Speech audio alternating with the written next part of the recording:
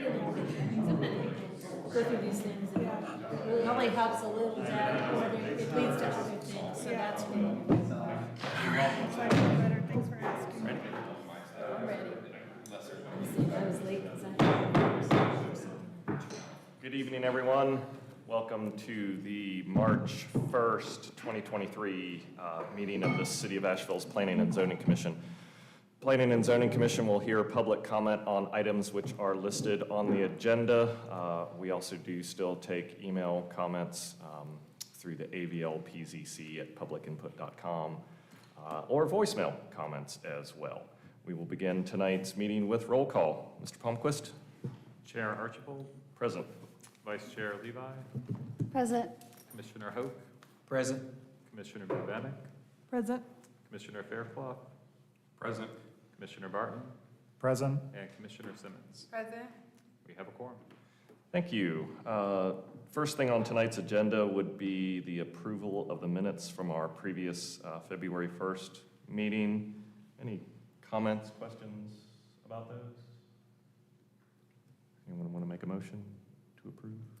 I'll make a motion to approve the minutes of the February 1st, 2023 meeting. I'll second. We have a motion and a second. All those in favor say aye. Aye. Any opposed? Motion passes unanimously. Next item on the agenda is a zoning map amendment. It is a request to conditionally rezone property located at 283 Merriman Avenue from institutional and residential multifamily medium density to institutional and institutional conditional zone.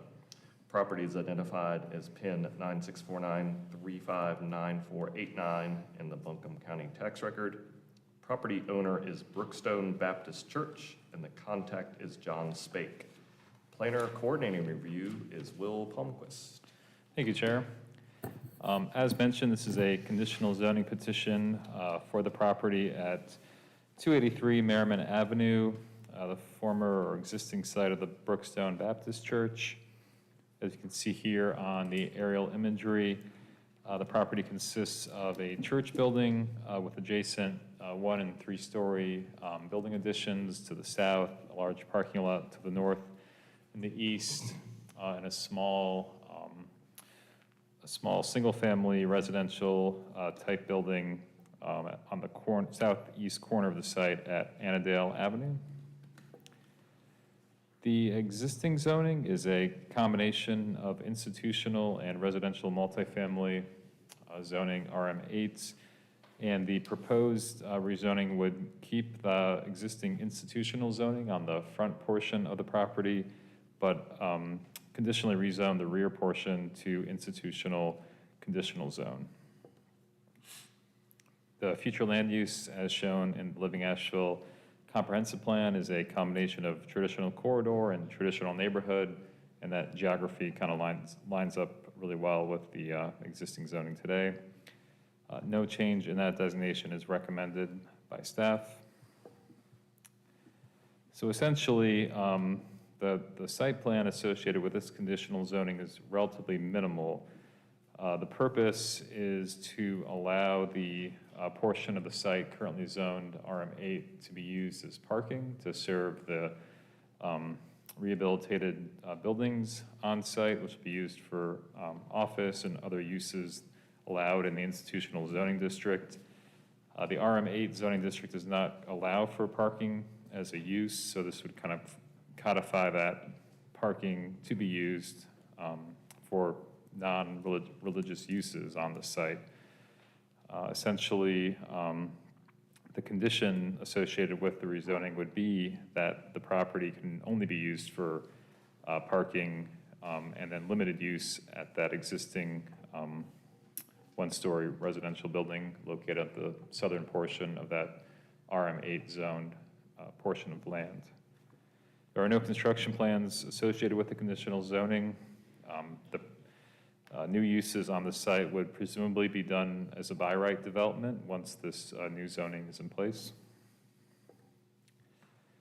So this is kind of the main condition, as mentioned, for this conditional zoning, which is that that section of the property use would be limited to surface parking and to serve other uses on the property with the exception of that existing one-story residential structure, which shall be permitted for the following uses which are allowed in the institutional zoning district. And we've kind of picked out specific uses that would be appropriate given the proximity to the residential neighborhood, and also allow for the property owner to have a decent selection of different residential or different uses there, which include residential, daycare, offices, clinics, financial institutions, health and fitness facilities, and studios, galleries, and workshops. So far, this is the first committee or commission reviewing the project.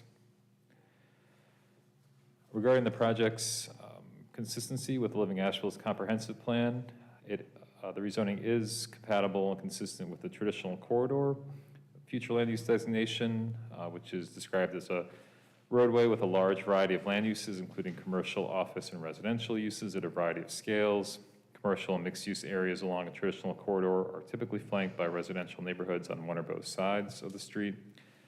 And the future land use is partially consistent with the traditional neighborhood future land use designation, which is described as a diverse range of housing types and an intersecting street pattern with cross streets forming blocks, and also as commercial uses will be inappropriate in a traditional neighborhood with the exception of uses compatible within a residential context, including homestays, bed and breakfast inns, and appropriately designed neighborhood centers.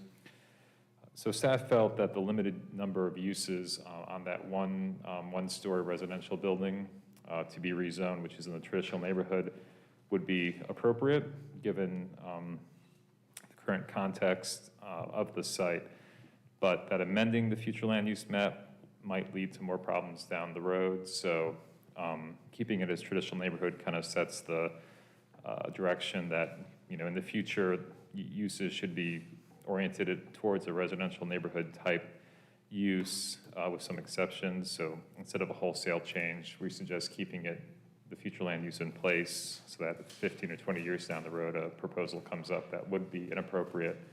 It could be balanced with this future land use category. Other goals of the plan are supported by this rezoning, such as to encourage responsible growth by prioritizing growth and development within designated growth areas, promote great architecture and urban design, to enhance placemaking by promoting adaptive reuse as a means of conserving materials, history, and embodied energy in buildings, and to enhance parking management strategies by considering zoning strategies that locate surface parking areas to the rear of buildings in identified innovation districts and along transit supportive corridors. Staff recommends approval of the proposed conditional zoning with the attached Exhibit E project conditions. I'd be glad to answer any questions. We also have someone from the applicant team with us here this evening. Thank you, Mr. Palmquist. Excuse me. Any questions from commission members for Mr. Palmquist right now? Okay. Let's go ahead and hear from the applicant then.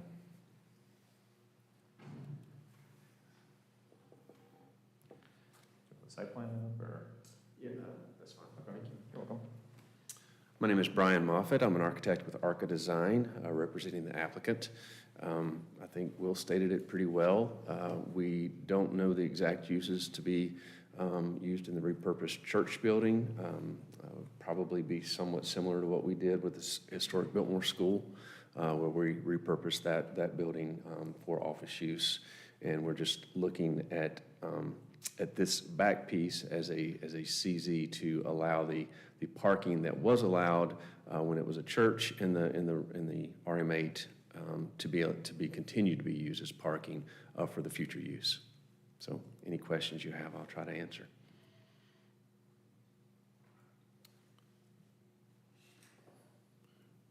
Do you know what's the plan for the existing reuse of the building? Like, who is? No, they haven't, we haven't nailed down exactly who's gonna go in there or what the specific uses would be. Again, when we did Biltmore School, we kind of did some preliminary plans, got some folks interested, and then decided how far to take it. And we would do something similar here. It could just be a completely interior upfit. It could include adding a life safety tower and making some minor modifications to the exterior.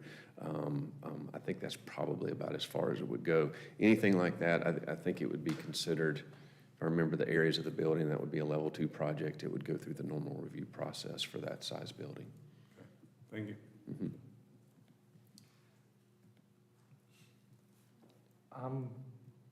Sorry, I was just trying to pull something up here.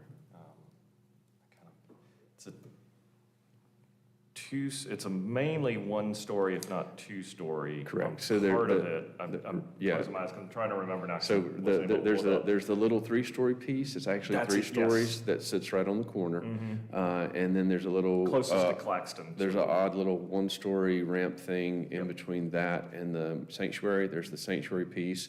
And then behind the sanctuary and the 3-story, there's a 1-story piece. So the most that we would be looking at doing is like some kind of life safety tower where that ramp piece is right now in the middle to kind of join everything together. Okay. Because I'm also trying to just, rough ideas of how big the building is. There's a lot of surface parking there right now. There is. And wondering, So anything. would there be enough? Yeah, there's enough from what I've seen and done in just preliminary sketches. Again, we don't have anything done on that right now. That would be considered a change of use when we do that. And so anything that we did in the existing parking would have to meet current standards and guidelines. So, we would have to go through and make sure that had the appropriate vehicular use area, landscaping, trees, so on and so forth. Sure. So why now, I guess? What's the imperative to kind of get this? Yeah, that's part of if that can't happen, it's part of the entitlement for the seller. So Brookstone is the seller. Spake is representing, John Spake is representing a group that's looking at this, and so they want to make sure that it would be entitled, that they would be allowed to continue to use that parking. So I believe, if I remember correctly, that parking was bought by the church back in the 80s, somewhere around then. That was before my time attending Merriman Avenue, but it's been parking for a long time. It's got all the buffers and everything installed, so it actually suits it, but that was an allowed use within that residential zone, so there was no need to change the underlying zoning at the time. But once it goes to an institutional use, we just would need to make sure that they could continue to use that for the institutional use for the main portion of the building.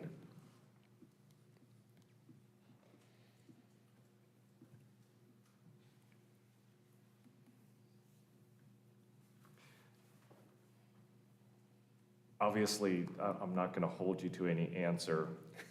Do you think with a strictly, let's just call it office use for those buildings, the existing parking sans the area in blue would come close to meeting the current parking minimums?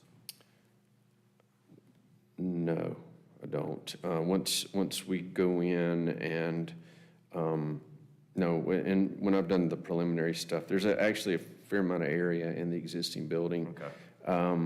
And once you go in and you do, especially if Videla and the rest of us are successful with the landscaping, soil volume stuff that we're looking at, by the time we do all that and you get the street trees and you get all the landscaping that would be required, we're going to lose some parks in the main field, which it kind of needs to. Yeah. We would need those parking spaces. And actually, that lower piece is done to a higher standard in terms of the landscaping than the upper piece. And so that piece is actually pretty good.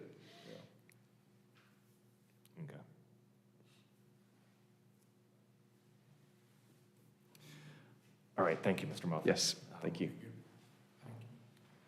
Let's go ahead and open for public comment. We'll open for public comment at 5:15 PM.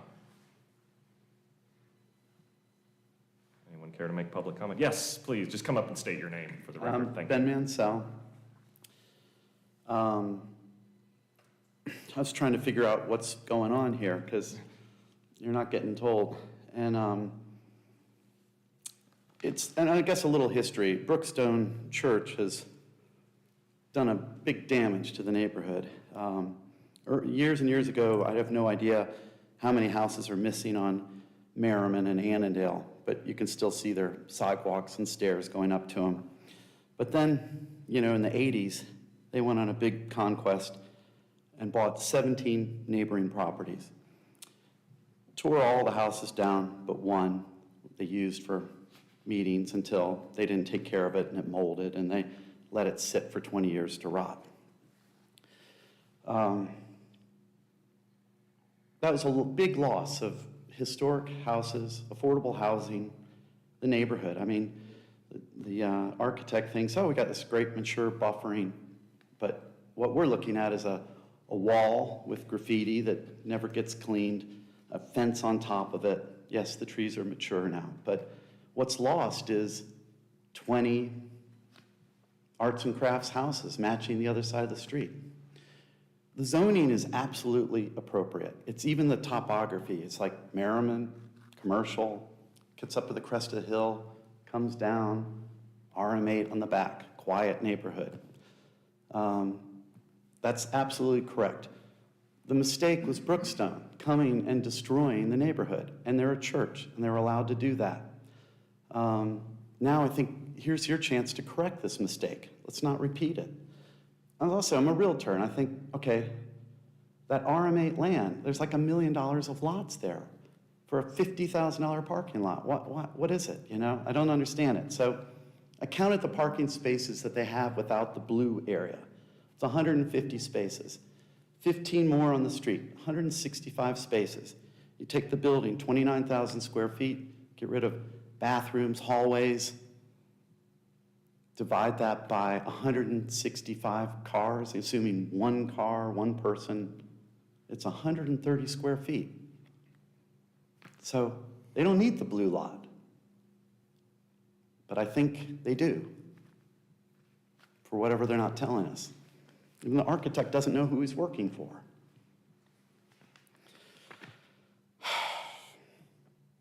I just also what do you want? A parking lot or housing, tax base? I just think the church has done a giant disservice to the neighborhood and a lot of damage, and you have the chance to correct it. Thank you. Thank you. Any other public comments?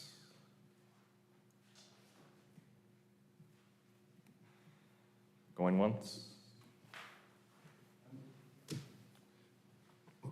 Frank Dozier, on Musician's Workshop. We're on the corner down there. So this doesn't infringe on my property, but I know the neighbors. I've seen the whole neighborhood. I've been there my whole life. Got 55 years in there. And I'm just suspicious what's going on. I think that's where he's alluding to. My understanding is that Ingalls is buying it to keep Publix out.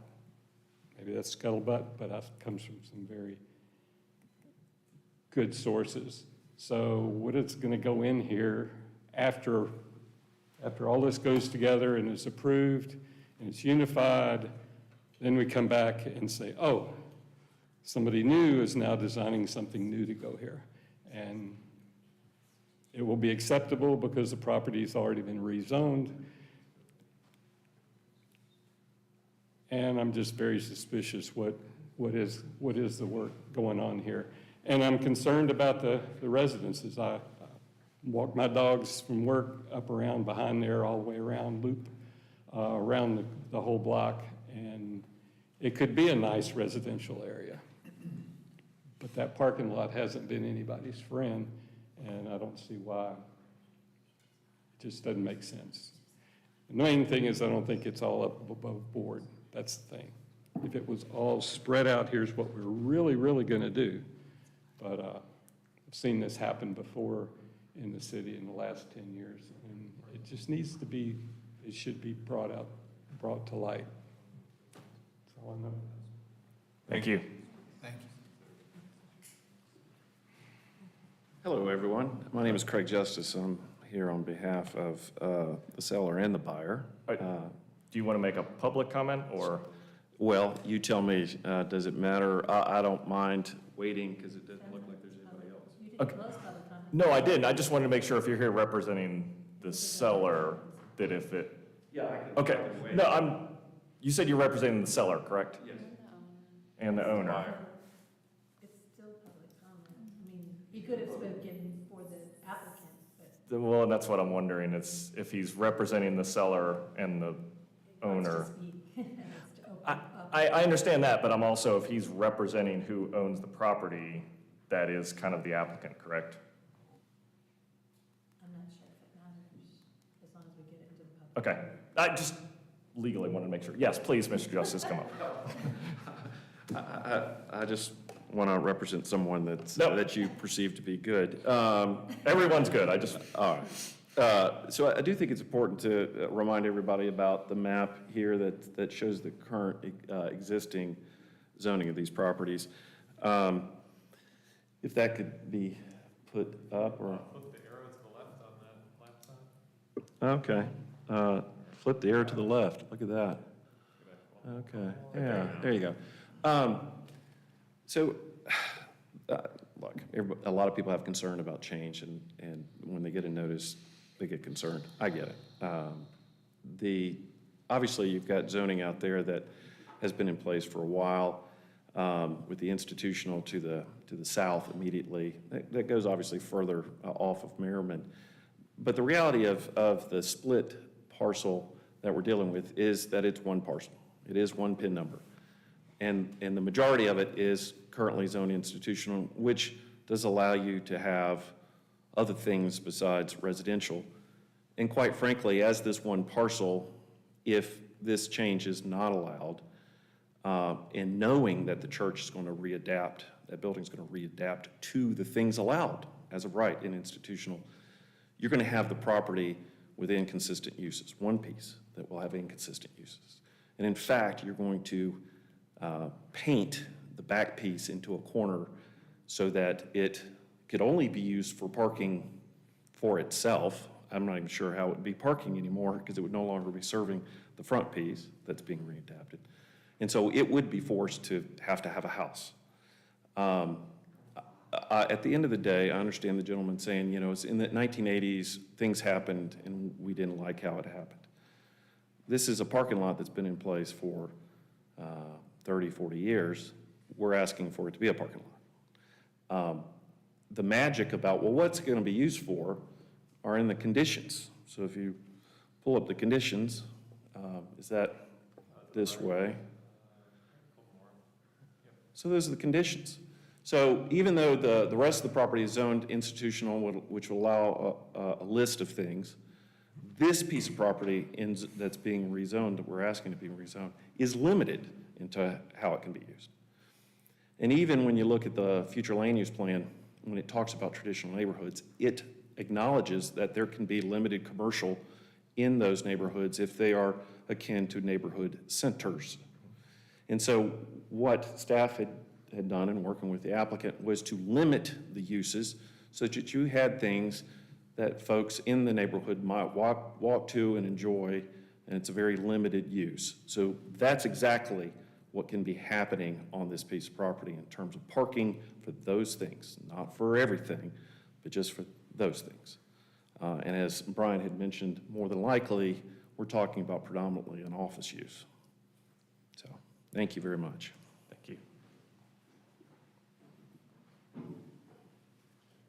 Anyone else want to make public comment? Without that, we will close for public comment at 5:25.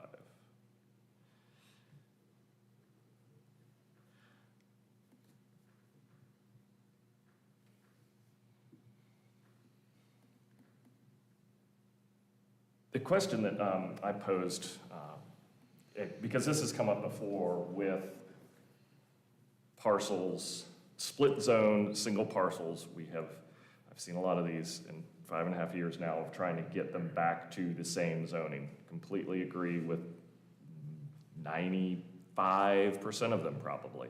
The ones that include taking residentially zoned parcels out of residentially zoned zoning are the ones that bother me. Yes, you can have, I'm not gonna go through the entire table, but you can have pretty much everything, I think, except townhouses in institutional, if I'm not mistaken. So you could still have residential uses in institutional. The problem is you can have things that are allowed in institutional now would be able to be allowed on Henrietta Street, which is not where we want them. I get the reasoning behind wanting to rezone this so that it is one parcel that has consistent zoning. Where I come to is, can that building be adaptively reused with the existing, excluding this parking on this little piece that we're talking about that's RM8, using the parking lot that's already there if we change the minimum parking standards? That's right, I said it. Or is there another way to say, yes, we will allow you to use parking on this lot for however long? We realize that this is an inconsistency that has existed pre, 1992 when the UDO went into effect. Is there some other way around this? Because I just don't like the idea. Right now, I would vote against this because I don't like the idea of taking away more residentially zoned property, knowing that doing that allows uses to be allowed by right on Henrietta that really aren't in keeping with neighborhoods. I understand what the conditions say. There needs to be another way other than this. That's where I'm at. Yeah, I think to add to that, I think absent a site plan kind of showing, typically our conditional zonings are accompanied by a site plan with a specific use that, can go through a public comment. So we're kind of being asked to do something in advance of that, and it doesn't really clean up the split zoning. It's creating a split institutional CZ, but then retaining the future land use map split. So it kind of takes a messy situation and doesn't really resolve it except to provide some comfort to the property owner on a sale. I'm kind of wondering if that's our job to provide that comfort level, rather than entertain a sort of to use the comments from the public, an above board site plan approval under conditional zoning. So I kind of I would agree with the chair on this. And I think in looking at the adaptive reuse of that, I mean, we've got a sanctuary building, and I've worked on some projects where old sanctuaries have been adaptively reused, right? You can use those, but to effectively reuse a space that is this height, if not more, that really wasn't designed for much other than an assembly use, really becomes difficult. Condos are great for it. But then do we need all those parking spaces if it's going to be condos on a transit corridor? So that's where, again, I think as Commissioner Barton just mentioned, without a plan, it's also hard to say, yes, this makes sense. And again, just for me personally, to take away that residential is just really hard. Knowing that, again, other things then could go into there if we say it's an institutional, because you could come back and say, you know what, now that we have all this property, we want to change the conditional zoning again. I'd rather see it stay RM8 and we figure out a way to allow parking there until there's some absolutely hard redevelopment plan, whether or not that's a level 2 or not, but yeah, that's mine. If I could interject, I think the case could be made, and it kind of depends on who, would be reviewing it at the time, but, the existing parking there could potentially be considered to serve that church building. It's very vague in the UDO, so this would clean up that vagueness. You might have one person interpret it one way, and then 5 years later interpret it a different way. So that would be a benefit of the rezoning. absent of the rezoning, it would also mean that existing residential structure on Annandale would be limited in the uses that could happen in that building as well. My understanding is that the building is somewhat stripped of any residential type amenities like kitchens or full bathrooms. So it is possible that the parking in the RM8 section could be used for the other portions of the office uses, but that the existing one-story house on Annandale would have to then definitely could comply with the RM8 zoning.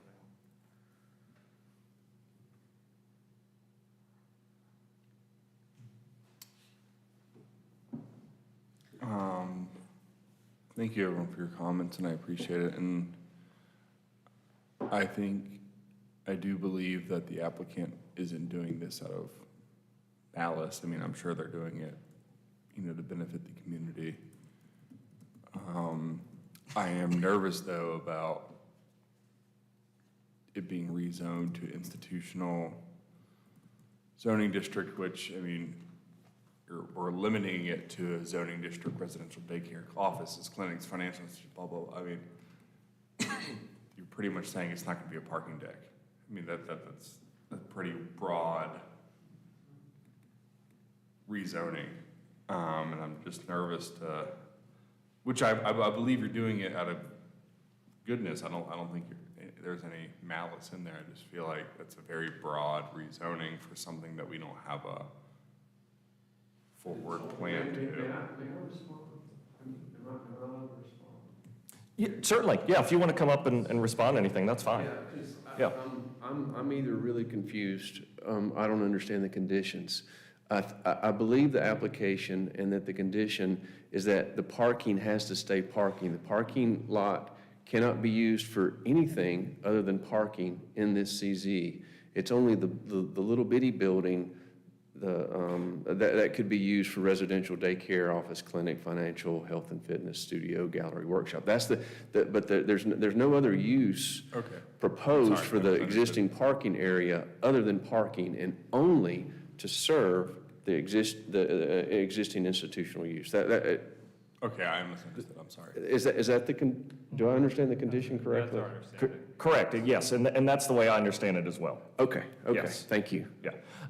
Again, to me, it is still taking away, while, again, residential uses are allowed in institutional, we're still taking away land that currently is zoned residential, that really we want to stay residential as this buffer from Merriman back into a neighborhood, and turning it into something that, while it has this condition now, that's not to say that, oh, now that we have this combined parcel as institutional and institutional CZ, let's come up with 3 years down the road, a developer comes in and says, well, now we have this one parcel that's zoned this, we're gonna do something. We're now gonna rezone it to something else, and it's all this one parcel, and so we want it as this. And we've already started that slide, does that make sense?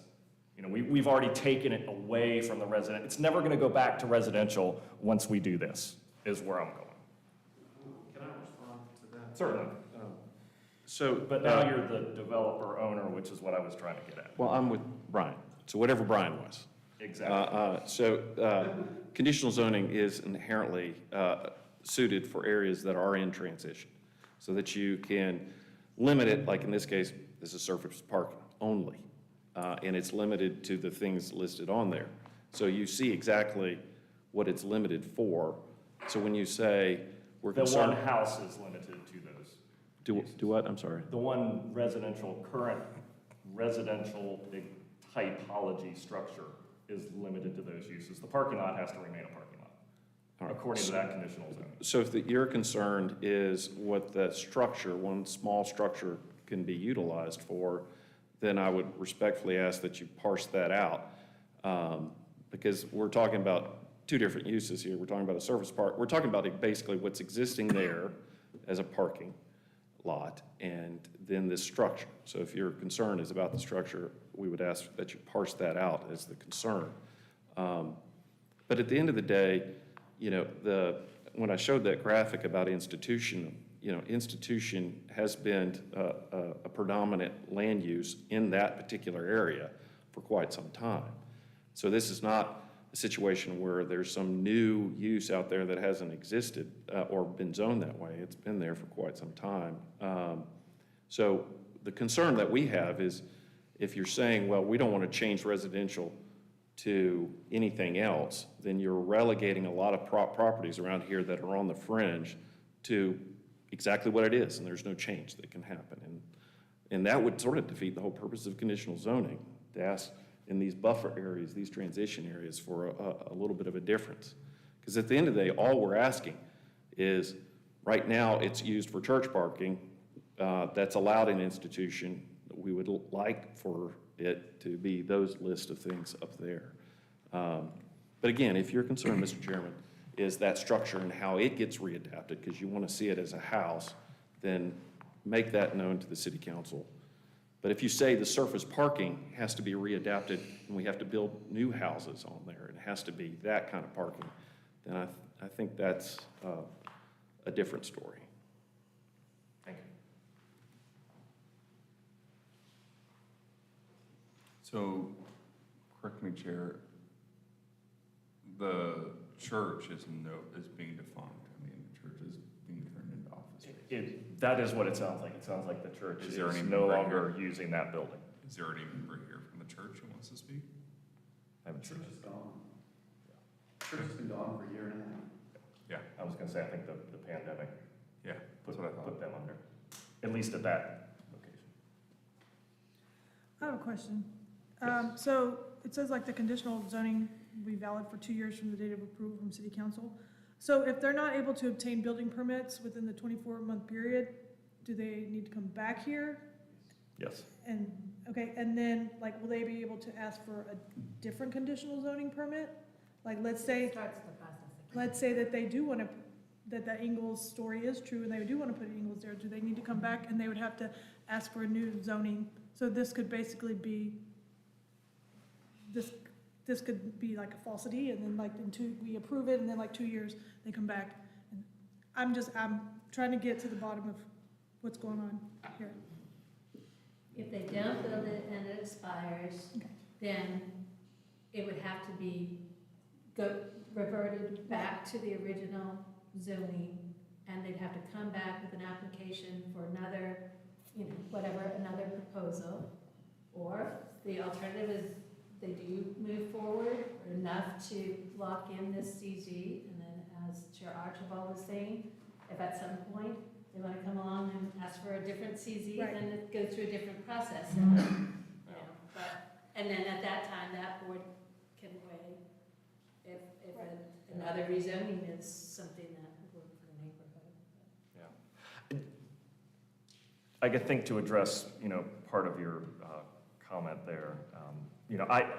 I don't speculate Me when neither. people come in on anything. Me And neither. so, again, for me, and this is, again, a personal thing, after 5.5 years of seeing these, I have a really hard time taking away residential zoning from parcels that I feel like the community wishes to see residentially zoned. That is my position. That is not the position of the other 6 people here, as far as I know. So, I will not be one putting forth any kind of motion, is kind of where I'm going. I'm going to leave it for the rest of my commission members. So it's not the parcel that's residentially zoned, it's kind of split right now? It's split, correct. Okay, just clarify, and The then, residentially zoned portion of the parcel. okay. It's one parcel. It's Yeah. not, we're talking Yeah. about Yeah, I should be a little clearer. One parcel that's splits in. So a lot of the ones that we've seen recently have been rezoning instead of conditional zoning. Is there any way you could speak a little bit to what the ramifications of that is? Why someone would choose one way and not the other? Mr. Chair and Ms. Vice Chair, do we need to close public comment before we go into? I did. Oh, okay, sorry, never mind. Nope, you're good. Sure. Yeah, so some properties choose to do a straight rezoning, like the couple last month. And that typically is a broader array of things you can do with the property if you change the base zoning, since conditional zoning can be very specific about what's allowed to be built there. You know, oftentimes conditional zonings give more certainty about the future for a site, whereas changing the base zoning can leave a property open for any number of things, assuming that they can meet the zoning. So in some cases, it's appropriate, like last month's meeting where it was changing it from institutional to residential, or changing a split zone property to just one zoning district. My understanding is that the applicant was proposing a conditional zoning in this case instead of a straight rezoning to ensure that the parking lot would remain as is and limit the number of uses at that existing residential structure on Annandale. So to assuage concerns, because if it was proposed to be a straight rezoning to institutional without a conditional zoning attached, then it would presumably be able to do anything allowed in the institutional zone. So the reason it's conditional, even though the site plans are fairly limited, is to limit the future of that currently RM8 zoned property for peace of mind for the residents nearby, for decision makers, et cetera. Thanks. I said I was going to be quiet. I will make one. I'll try to make this the very last. I do appreciate the fact that they have been very, very narrow with this conditional zoning. I think that is a benefit, as Mr. Palmquist said, with this one as opposed to the straight rezoning. And I do appreciate that. Again, this is just that, like, to me, it's just a slippery slope as it starts to drift towards. Anyway.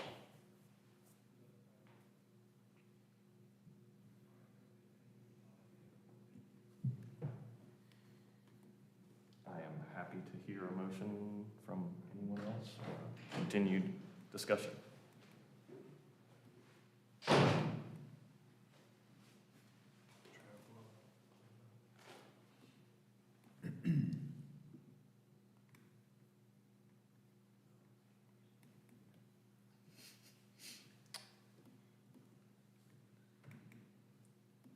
Maybe. You could always Yes. make a motion, and the person making it doesn't necessarily have to vote for it. Could True. be a test motion, see how one I does. can make, I mean, I can reverse it. I can make a motion. I mean, anybody can do it. I mean, I don't want to do the opposite of what's, yeah, Okay. which is the other way to do it.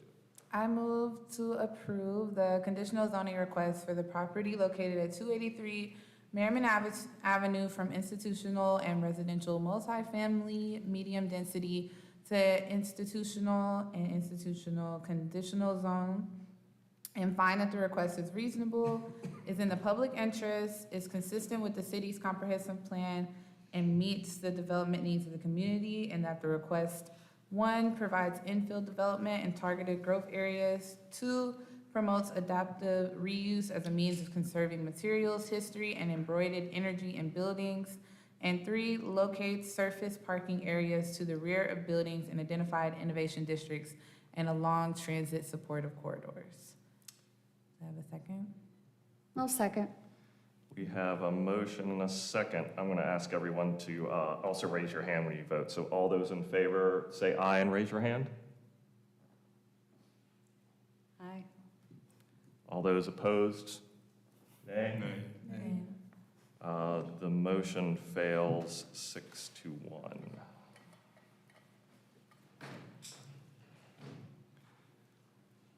Obviously, this is not the final stop, so, obviously, this is the Planning and Zoning Commission's recommendation to council, but obviously you can still go on to council, you can, continue as you wish, but. It's currently scheduled for city council review on March 28th. I mean, the applicant could request a continuance and come back at the April meeting, or go to city council without a recommendation from this body. And that would be another, and the last comment I was going to make was I would almost encourage staff and the developer to come up with some way we can just say the parking continues as is until there is a defined project So for is redevelopment. is that the, I apologize. Yeah. Yeah, is that the main thing that if you had like a proposed site plan, again, this But is. see, a proposed site plan would lock us into a CZ, but if is that what the,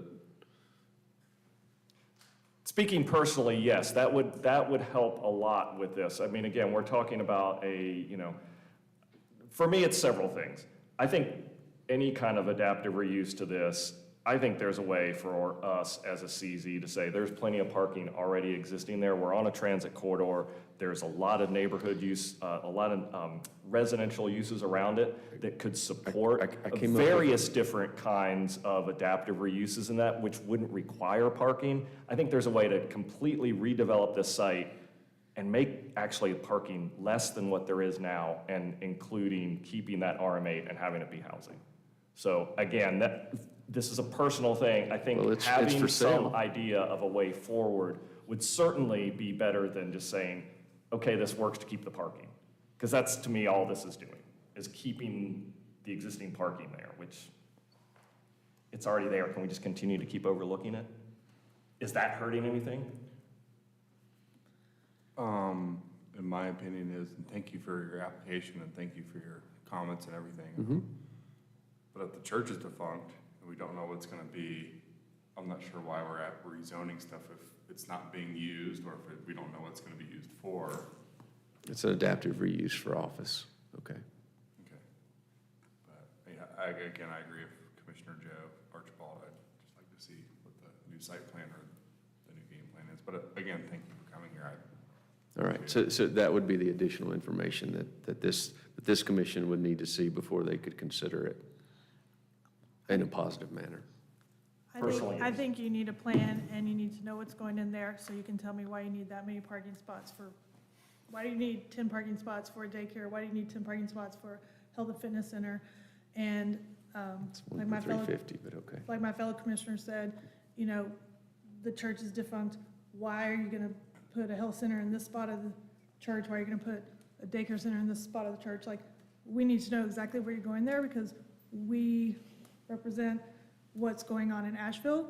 So when something goes up in town, people are asking us, why did you put that there? So, Thank you. Thank you. Moving on to the next item on the agenda, we have a zoning text amendment.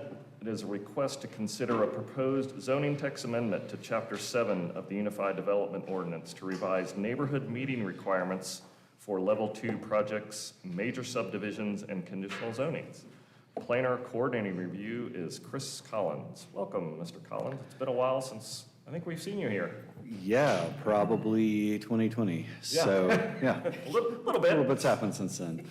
But good to see everyone tonight. As was stated, I'm Chris Collins. I'm the Planning and Development Manager with Development Services here with the City of Asheville.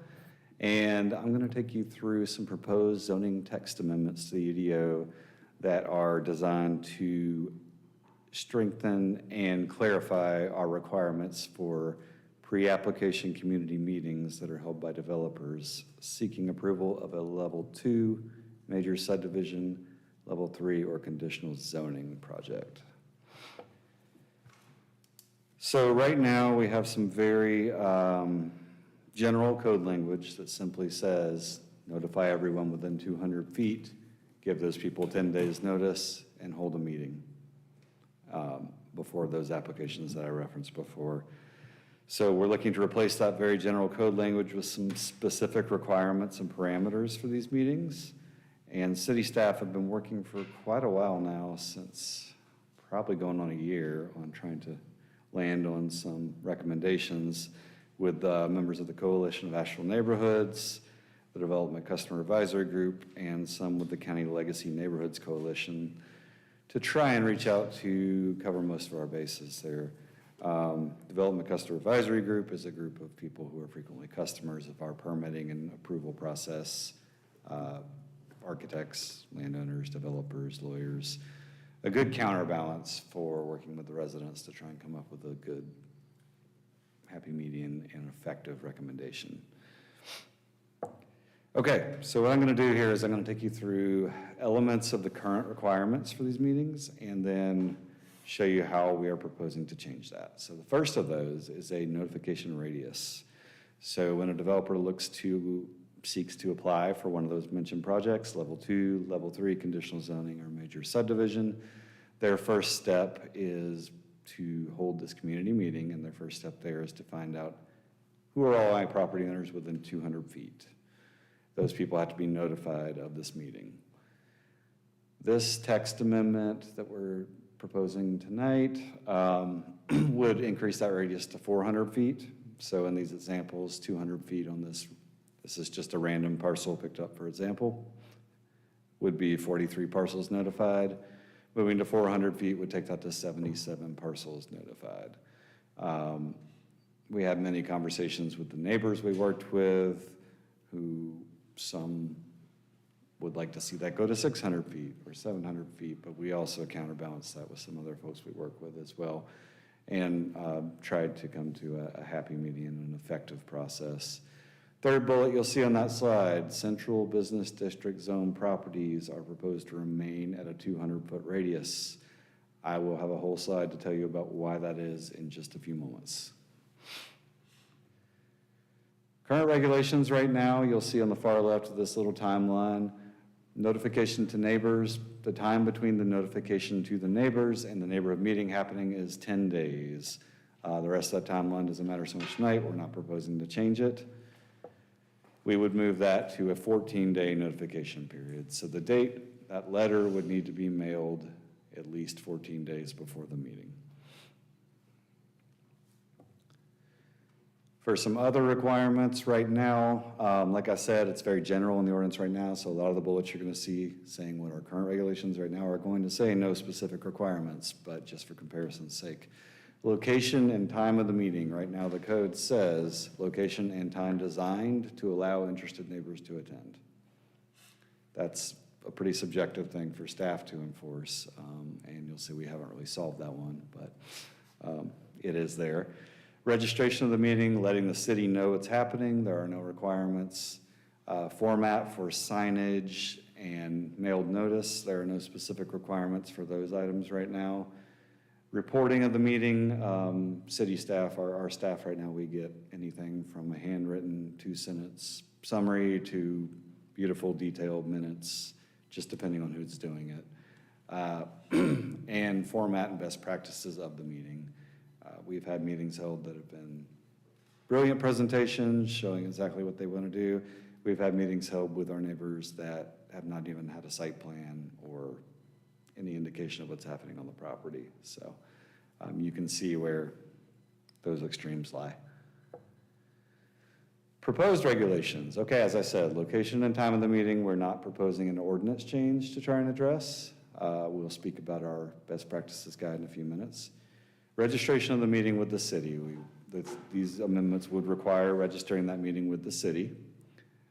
Format of the required signage and mailed notice would both be required to follow a city-provided template. We've heard a lot about that with the signage, especially people want to be able to see what this sign looks like and know what it means without having to get out of the car, walk up to it, read 8-point font or whatever's been put on there, and move on from there. Format and best meeting practices, there will be a requirement in these proposed amendments to follow a city-provided best practices guide. And I'll cover that in a minute, but that's a place to cover those things that are really hard to code, like time and place of a meeting. The one other thing, and I always forget this bullet point, but this does include a requirement in the code to obtain contact information for any registered neighborhood group that the city has information on, and include that group in the notifications as well. All right, notice template, not much here, probably really hard for you to read, but we just want to define how information is delivered at a minimum. The what, when, where, who to contact, and what is being proposed. A minimum amount of information we think needs to go out to folks when they determine whether or not they will attend this meeting. Best practices guide. This is quite simply a plain language 8-page guide that we've designed for developers and neighbors on how to best hold a meeting and how to best engage in a meeting if you're a neighbor and not a developer. We've outlined best practices in here for timing of meetings, location of meetings, content of meetings, communication, and even post-meeting resources. A lot of these things are guardrails and suggestions because every project is a little different and there's a different level of sophistication on every team proposing these. So it's kind of a menu of how to go about it, but we do ask that when you submit your evidence, you held this meeting, as city staff, we can look at this guide and say, yes, you followed this. Again, a lot of it gets subjective, but it gives us a lot more objectivity than we have currently. And does, of course, provide guidance to meeting the ordinance requirements. Meeting registration, we do already have an online form to report scheduled meetings. This is important for a couple of reasons. This allows city staff to check the mailing list for accuracy to make sure that not only are we meeting the requirements of the ordinance, but also the developer doesn't get all the way through the pre-application phase and submit an application just to find out they've left off one address and they've got to start over. So that's an important step. And also for city staff to be informed of the meeting because when those notices go out, even though they probably have a different contact written on them, 30% of the people actually contact our staff at the city, and we don't even know this exists yet. So at least it lets us, as city staff, have that knowledge of, yes, there's a meeting, this is what it's generally about, it's being held, and you can contact this person. So that's really valuable for us. And really important on this third bullet, I'll talk a little bit more about this in just a moment, but it will allow the future use of the Simplicity Development Notification tool to expand the notice of pre-development application, community meetings. And I'll talk about that in just a minute. Meeting reporting, we have developed an online form that we ask folks to use after they've held the meeting to report that meeting to tell us they have met that requirement. They've had that community meeting. This is a little more detailed. It does allow city staff to verify all requirements have been met. And even more importantly, it creates a standardized record of the meeting for inclusion with all staff reports in the file moving forward. So the idea here is your staff report that comes to Planning and Zoning Commission should have an appendix that is that record of that neighborhood meeting. And you can view what the neighborhood concerns were as you're moving forward. Standardizes data that is collected for metrics and reporting. If we get the same information every time, we can come back and find out how often we've gotten that information, and that's valuable for making improvements in the future. Okay, I promised I would talk about the CBD zoning part. That is where I've gotten the most questions so far. Right now, as I said before, CBD requires a 200-foot notification radius. We're not proposing to change that. The difference between the CBD zoning and all other zoning districts is that Section 7591 requires that not only the property owners be notified, but also all addresses within that 200-foot radius be notified. So why is that important? Well, CBD downtown is a much more dense environment than anywhere else in the city. So even if you were just counting property owners, that 200-foot radius captures a lot more neighbors. But when you add on the layer that has to capture all addresses, and that's residential, commercial, every address has to be notified within that 200-foot block. It's a very long list, and it's a very wide net that gets cast. So upon conversations with the groups I mentioned, we determined it was not necessary to expand that radius in the CBD zoning district. We did find in the pre-meeting an omission in the markup ordinance. 7591 subsection B2, I believe, should read that notice should be given to all addresses and property owners. And property owners was left out, but the intent was for those both of those groups to be in that clause. Talked about future phases and the registration of meetings allowing us to roll out notification of neighborhood meetings via Simplicity. Anybody here signed up for neighborhood notifications through here? Okay. Pretty easy system. Someone goes in, self-selects an address, chooses a geographic boundary, and then selects what they're interested in. They'll get an email anytime one of those comes through with a simple link to a page about that application. Once we are able to collect those, once we can reliably collect those registrations of neighborhood meetings, that enables us to go ahead and add those into here as well. So that puts it in the power of residents and people to register and get these notifications for their neighborhood, the whole city, if they really want to know what's going on everywhere, whatever works for them. So once ordinance, or if and when all these ordinance changes are adopted, we would plan to implement that in the summer of 2023 or this summer. So that's kind of a phase 2. All right, so that's just the first slide. Again, like we said, general code requirements now, replacing with some specific code language after working with CAN, the Development Customer Advisory Group, Legacy Neighborhoods Coalition, and across city staff members. The one thing that's not here, we did attend the Neighborhood Advisory Committee this past Monday and gave an informational presentation to them as well. And at that, take any questions. Thank you, Mr. Collins. Yeah, I definitely appreciate all the work that's gone into this. I'm sure CAN and all these other groups are very appreciative of it as well. And I know it's something that has been needing to happen because the neighborhood meetings it's good that they are required, but now it's going to be that slightly extra level of, yeah, you really need to be doing this. We've been politely asking you, but no, now we really want you to do it. So, and I also appreciate the fact that you called that guide the Neighborhood and Developers Guide to Neighborhood Meetings, because I think it's important for the neighbors to know that this is not a free-for-all. So yes, thank you for slight word, but I think it's very important that that's in there. Great, thank you. Can I ask the format of the 8-page guide, because that sounds overwhelming. Is it a brochure size, or is it 8.5 by 11? And honestly, the last 4 pages are some checklists and templates. So the meat of the guide where it talks about, hey, here are suggestions for holding your meeting, here's suggestions for timing and place, that really happens in the first 3 to 4 pages of the guide itself. Yeah. Is it only, like, if you have a City of Asheville address, or like, with my neighborhood, we have an Arden address, but we're on City of Asheville water, and we're like a mile from, we're not even a mile, like a stop sign away. So like, would we qualify for this? And like our HOA, would we get the alerts and stuff? If you're, well, I mean, as far as the neighborhood notification stuff, anybody can sign up for it. It's gonna work off of city addresses, but then it asks you for a radius of that address, and it'll pull in anything that the city gets, right? It's not gonna get anything the county gets.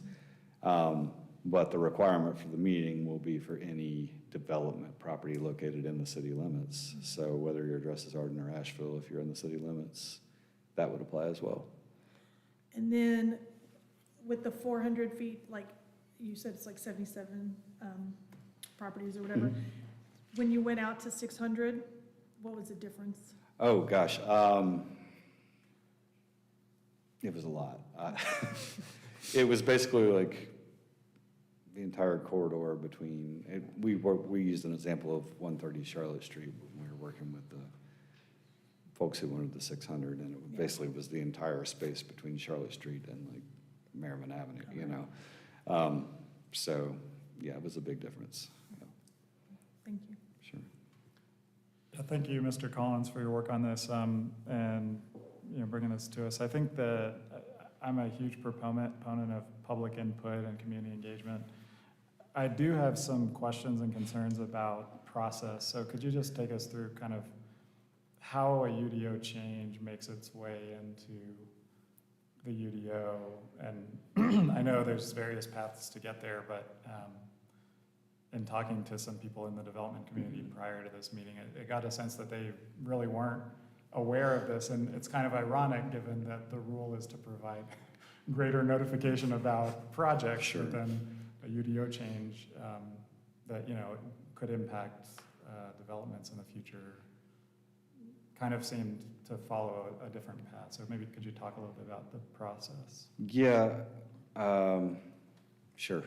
So this one's been boiling for a while because this is not, most city departments operate off of kind of a work plan and main projects they're going to tackle for the year. This was not on anybody's main project list, so it was kind of at the insistence of some residents who were very persistent that we keep pushing this forward. So we worked with them on what we called phase 1, which was implementing what could be done without a UDO amendment.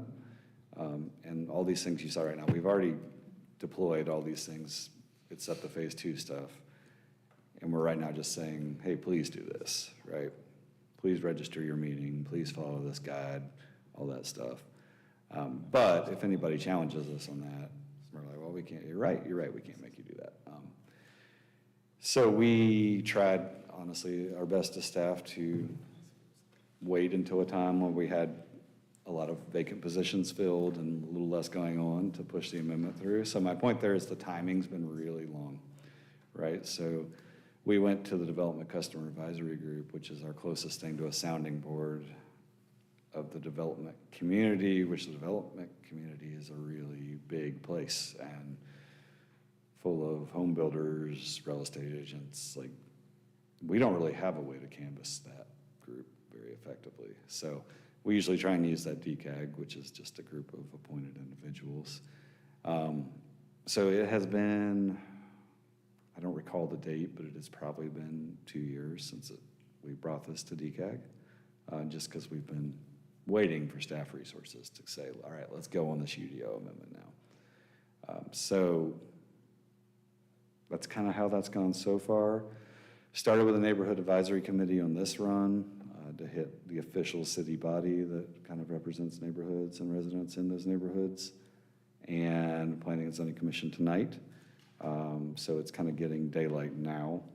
We're not looking to get it to council until April, just for some logistical reasons. But as it hits those agenda, I'm hoping it'll get a little more daylight and folks will know some more about it. But yeah, so there's groups that are super well informed about this and groups that really probably aren't. So I hear you on that. Thanks, I appreciate that. Sure. I think, you know, for the large projects, I agree we should, you know, we should really solicit as much public engagement as possible, and those large project developers can bear the brunt of an extra $1,000 in postage.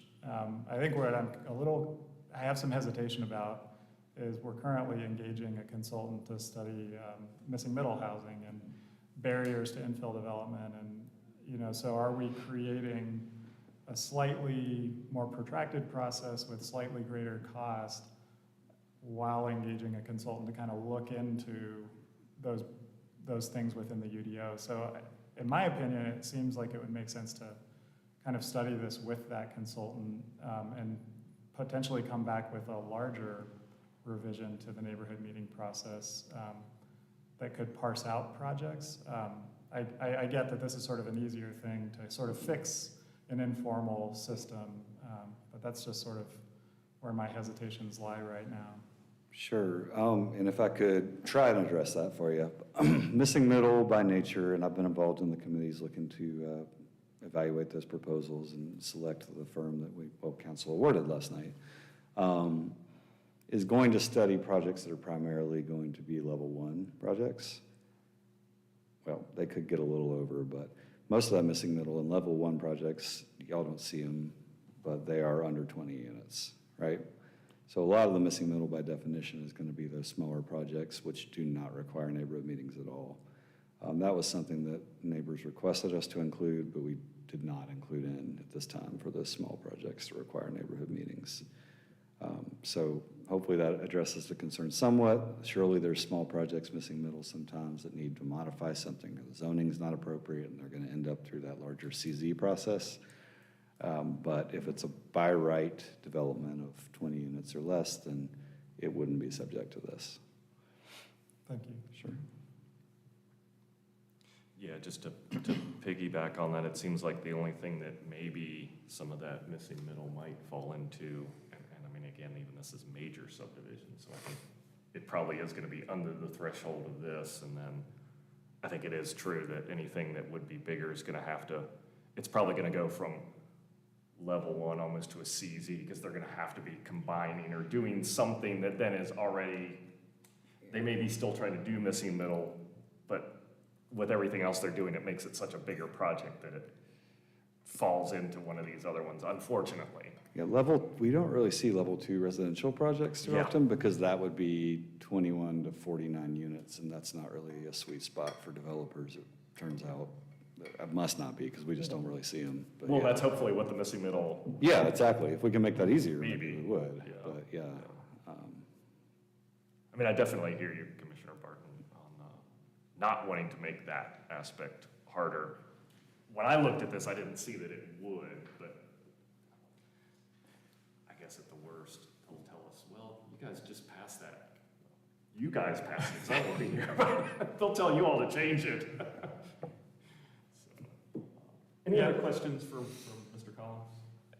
I guess one other question is whether any, in the conversations with the Coalition of Asheville Neighborhood and others, were there any other mechanisms beside mail notices that were discussed as a notice mechanism? It's kind of a little bit outdated. It seems like a lot of times results in returned mail, you know, short of, I guess, going door to door and knocking on doors is, and I appreciate the online tools seem like a really great, robust sort of way into the future. I'm just kind of curious if we're codifying like the old way of telling people that something's going on in their neighborhood. Sure, and it's kind of that old standard, we always say mailed notice, right? But I'll say, we did a lot of, I'll go back to another project. We worked with the noise ordinance back pre-COVID, and I'm gonna bring that up because we did a lot of engagement for that. And we still run into a big equity issue between methods of notification, right? And not everybody has access or comfortability with technology. So while we can really do some amazing things with like digital notification, we can't assume we're reaching everybody that way. Now, we could say we were assuming we're reaching everybody with postal mail, although I check my postal mail like once a week at home. It's just nothing comes really. It's probably a canvassed approach is the best way to really have an equitable method of engagement. So codifying the mail and not codifying something else, I don't know. It's more like we could put something in the best practices guide, but we recommend you also conduct a digital campaign.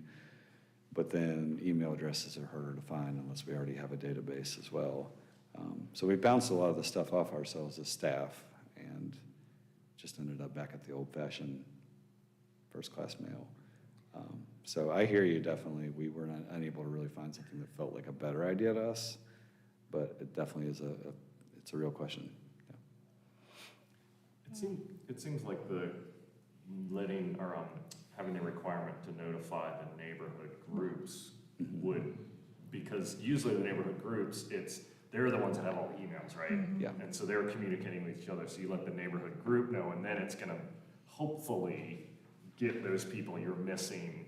They're not checking their mail. They don't, Yeah, and some of those neighborhoods, that was something we came up with working with our neighborhood services staff at the time. For some of these neighborhoods, there may be older folks, more like entrenched in the neighborhood, less inclined to use technology.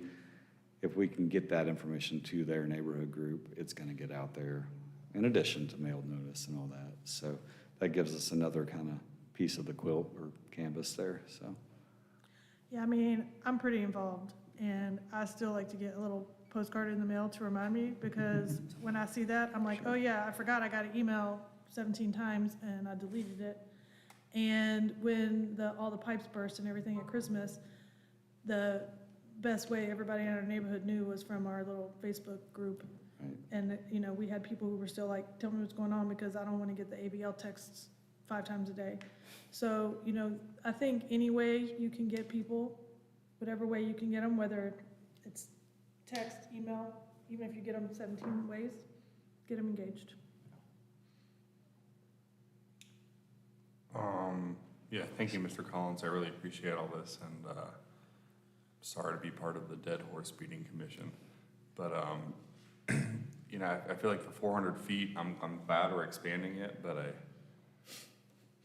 like Ms. Bubenik said, I'm still old-fashioned, like to get that postcard, and I like a lot of this, but 400 feet from this building is Pax Tavern, Buncombe County Courthouse, Clerk of Court, Sheriff's Office, and the Detention Center. I get that I'm cherry picking like an easy one, like if I were to pick Tupelo Honey, or if I were to pick, you know, anywhere on Biltmore Avenue or something, you know, that go to 70 businesses or addresses really quick. but 400 feet is just a little over a football field. Like, that's not, and I'm not complaining to you, I'm just complaining to the commission saying like, that's really, in my mind, that's not very far. I'd like that to be 1,000 feet. But I realize that there's only so many resources and staff to deal with that. I wish that could be pushed further for that notification, and I'm sure you're probably somewhere on that same board. My one question I did have is I like the online tool, that's awesome, and where you have to like register a meeting, register who showed up or who you notified. Love it. Is there a pre-meeting like registration you have to do? So like say I'm a developer and I want to do it, do I have to submit X, Y, and Z and make sure that the city can review it before? Yes, Okay. so this initial registration is asking developer to come in and tell us what, when, and where, and give us your list of people you're planning on notifying. So we can we can say, looks great, go ahead, thanks for letting us know. So then the question is, if you say it's not great, Mhm. what happens? Well, most of the time, what that means is, most of the time, right, is it means they've left something off their notification list. So if they don't fix that, they're not gonna be able to submit an application for the development. The only other thing that could happen is we say, well, they say, all right, we're holding a meeting Christmas Eve at midnight. We're gonna come back and say, well, that's not, Ridiculous, yeah. that's not whatever the ordinance says, convenient and accessible to neighbors. And I use that example, we've not had that, but so basically if they don't follow what they do from the registration, then we're not gonna accept an application for the development until they've held a neighborhood meeting that meets the requirements. Yeah, the basis of my question was, is there teeth behind that? Yes. You're saying yes. Like, There will be. There will be teeth yeah, behind it. if we pass these ordinance amendments, yeah.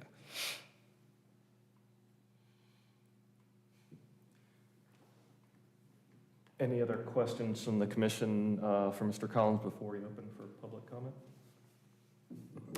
I have, Yeah. actually, just because this is my first time really reading through these. Mhm. So I think I may have caught a few things, but I just want to clarify. First, you mentioned that when it's in the CBD, it's supposed to say property owner, addresses and property owners, Right. but I don't see in your, if what we're reading are is your new language, I didn't see that property owners got at it. Yeah, we identified that omission in the pre-meeting. Okay. I've got it written down Okay, to so note that's- on when we that's make the that. motion. Okay. We distinguish between CBD and non-CBD for subdivisions and level twos. Have we ever done that for CZs? And should we? I would have to look at the 'Cause there are code, Cs. 778. So there are CZs that are gonna happen in the CBD. And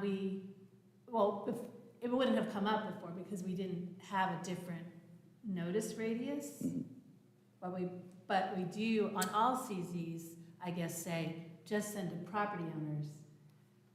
But if it's a CZ within the CBD, I don't know if you want to add that in as a change, or if that's something this commission wants to see, so that if it's a C, you'd have to just add some language that says, but when it's a CZ in the CBD, then you do the addresses and property owners, and it's 200 feet.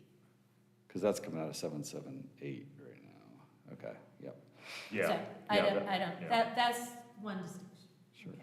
That would almost be like adding under B notification requirements, you'd have to add, I guess it would be 2A CZ, 2B CZ in CBD. It's two different mailing Yeah. requirements, I guess is what you'd have to. We could affect that change. I mean, I if we guess- need to, yeah. I hadn't even thought about that, Janice, but that does make sense, because you're right, we didn't have, it was always 200 feet.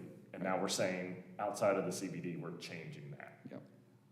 We don't necessarily, if it's not, doesn't say that in CZs and we have one, you don't want to say it. So yeah, that would be another minor little. Sure.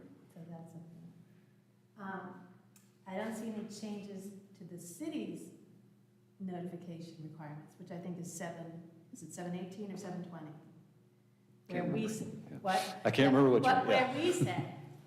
Where we're sending the application notice out.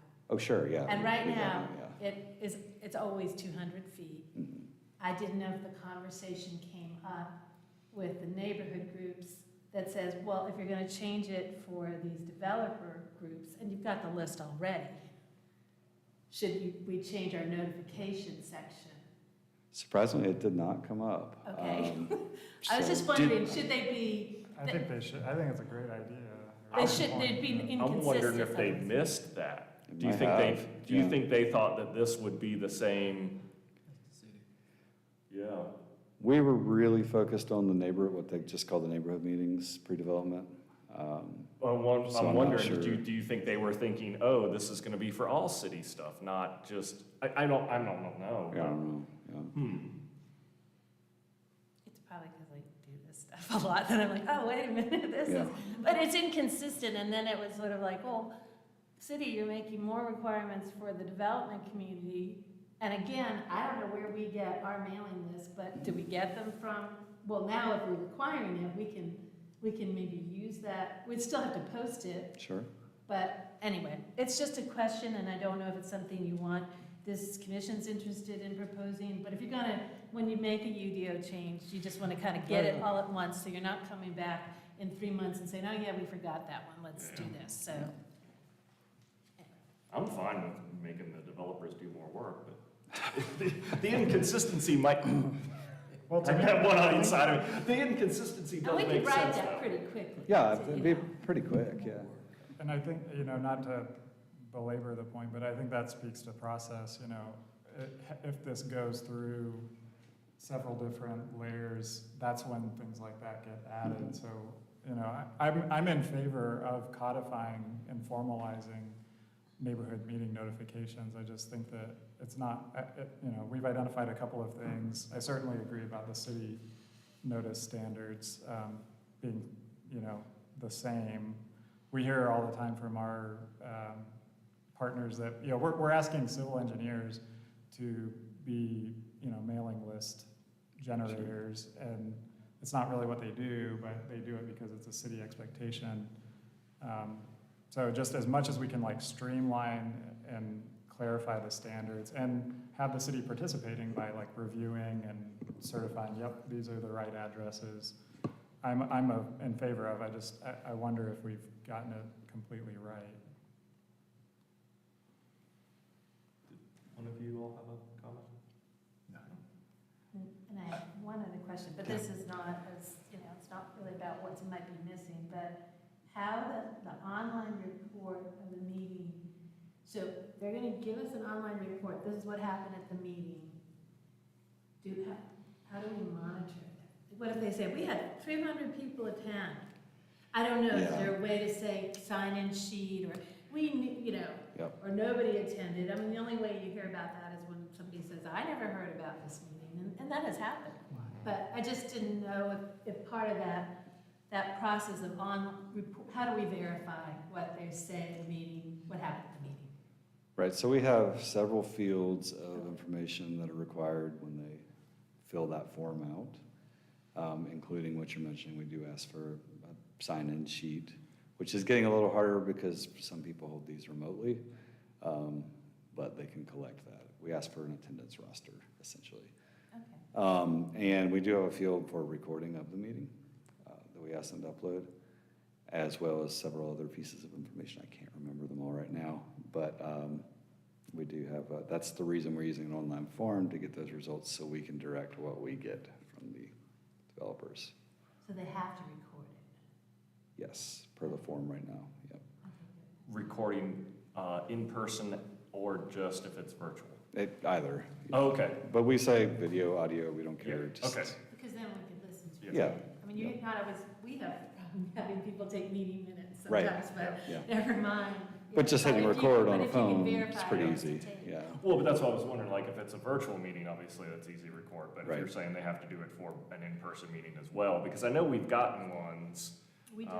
where it's been the in the Right, meeting yeah. packet for a CZ, there's been you can see it was a sign-in sheet. I've seen those attached in these Yeah. before, so. Yep. But if you're saying it also has to now be they have to do an actual recording of something, so.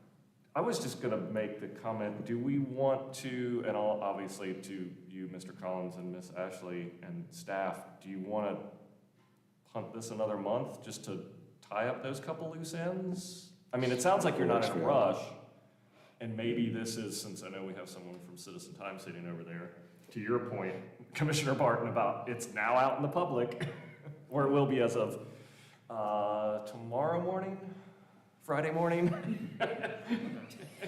I mean, would that make sense as opposed to, because I had written down that one section to change, but does that just make sense instead of us having to go, we make the motion and then we've got 16 things we're adding on to that to change?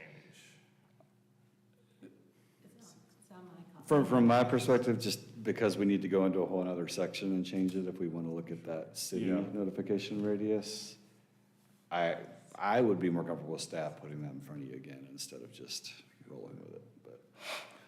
Well, and that's what I'm saying, I wouldn't want to try to make that You change mean right now for making- sure. Modifying it and coming back with the Yeah. whole thing. Yeah, I definitely, if we're talking about changing the city notification, Yeah. because I didn't see, I'm reading this is about neighborhood meeting notifications, not about the city thing. And I'm glad you brought that up, because I wasn't necessarily thinking about that when I saw this, but it makes absolute sense that it might want to just go ahead and make that alignment.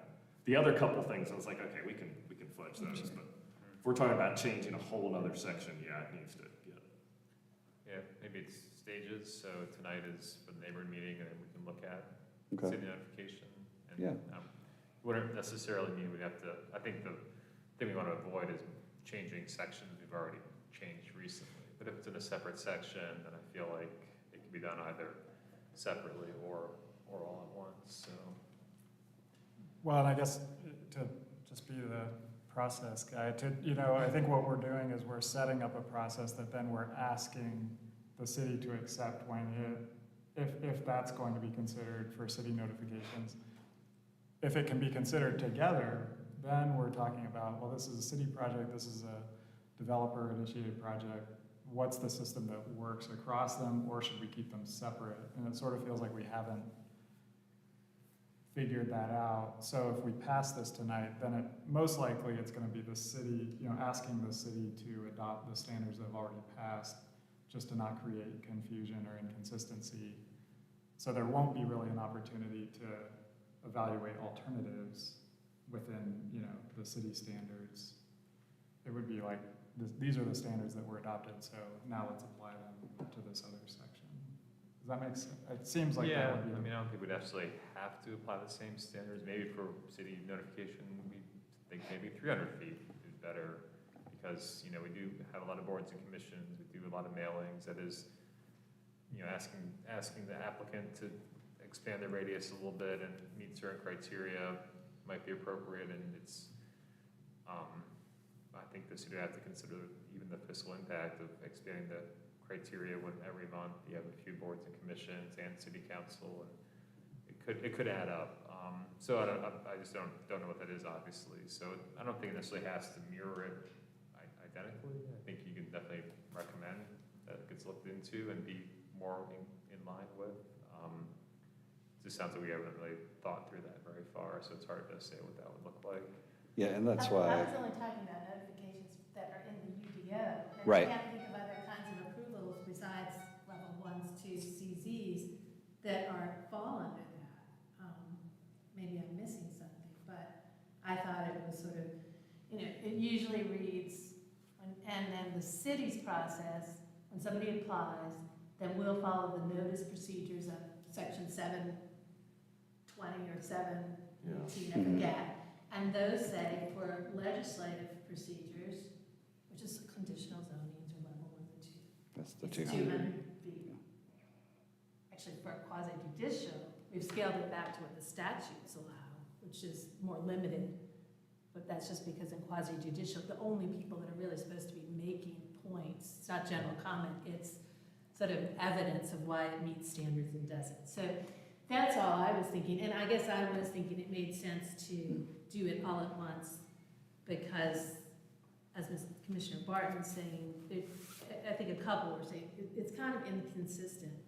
The other thing is council doesn't usually like to entertain multiple kind of related UDOs, text amendments at different times. When we were doing the 160D, they were like, but it was like, we're trying to lump them all together as best we could. So it's up to you as the process, where I actually think it's this commission to say what process seems to make sense. And I don't know, Commissioner Barton, if you're also suggesting additional level of community engagement before this comes back, because it seems like you didn't feel enough of the community knew this was even coming forward, but I'm not sure about it.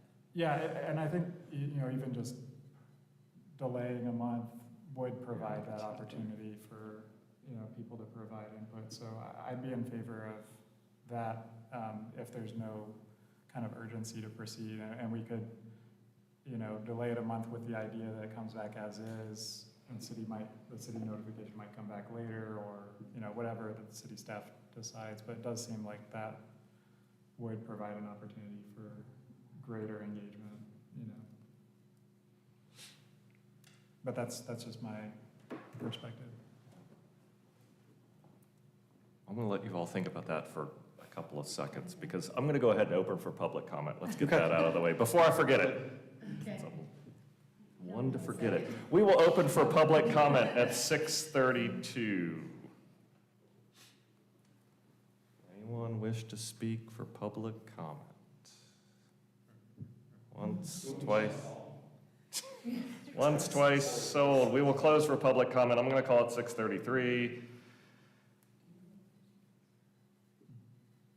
I think I would probably be a little onto what I'm sensing Commissioner Barton is going with, is if it's not a major, like, it doesn't sound like this is a urgency to get this done. Why don't we say, all right, let's take another month, figure out if it does. I certainly appreciate Mr. Palmquist saying that, yeah, if we expand it to 400 feet, maybe that is just a whole lot of extra effort for the city. Again, I'm fine with tacking the developer for it. I mean, sorry. But,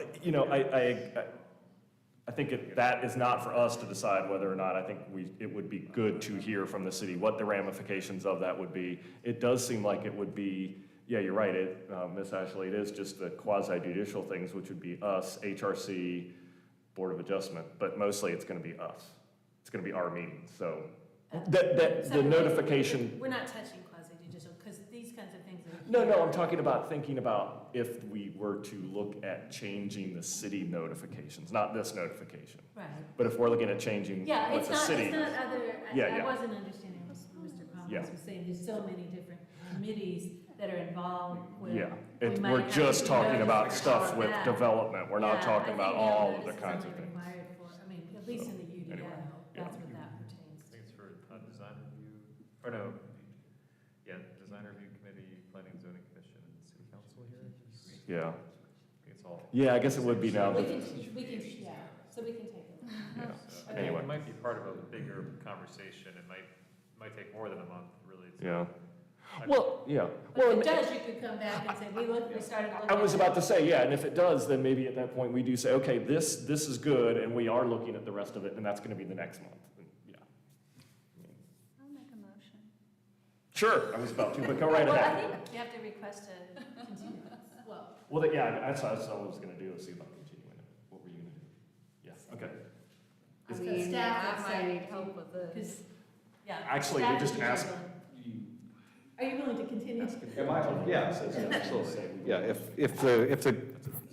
if the commission would like to see us explore the revisions to the sections regarding city notification of projects, yeah, it would make sense to continue this to another meeting to allow staff time to work on that. We usually pick a date, like to next month, To next month, yeah.